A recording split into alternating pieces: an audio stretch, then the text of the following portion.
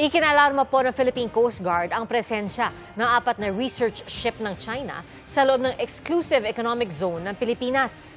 Nakatutok si Chino Gaston. Gamit ang dark vessel detection technology mula sa Canadian government, na-detect ng Philippine Coast Guard ang 4 na Chinese research ship sa loob ng ating exclusive economic zone. Ang ocean bed mapping vessel na Xiangyan Hong 33 sa Rizal Reef malapit sa Palawan, ang hydroacoustic research vessel na Xi'an 1 at deep sea research ship na Jiangging na parehong malapit sa Itbayat, Batanes. At barkong Zhu Haiyun na nasa 170 nautical miles mula Bolinao, Pangasinan.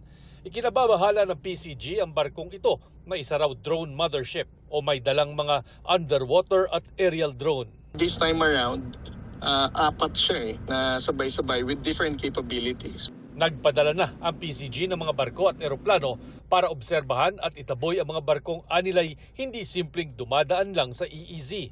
Hindi nila pwedeng sabihin na they're actually exercising just freedom of navigation dahil obviously yung movement ng Chinese research vessel would show na may ginagawa silang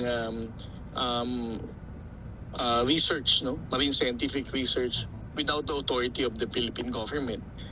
Ayon sa Chinese Embassy, nagsasagawa ng scientific research ang Jiangging sa hilagang bahagi ng Pilipinas at dumaraan sa Bashi Channel, habang ang 3 iba pa ay nasa South China Sea para magsagawa umano ng scientific mission.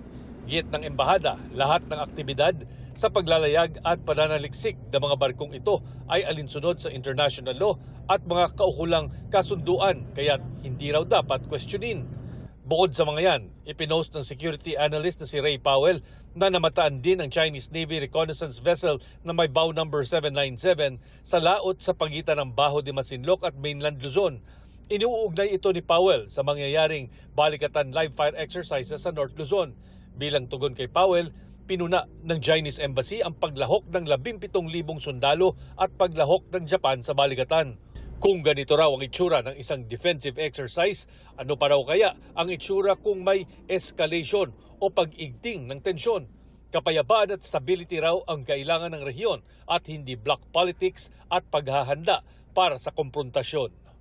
Chino Gaston, Nakatutok, 24 Oras.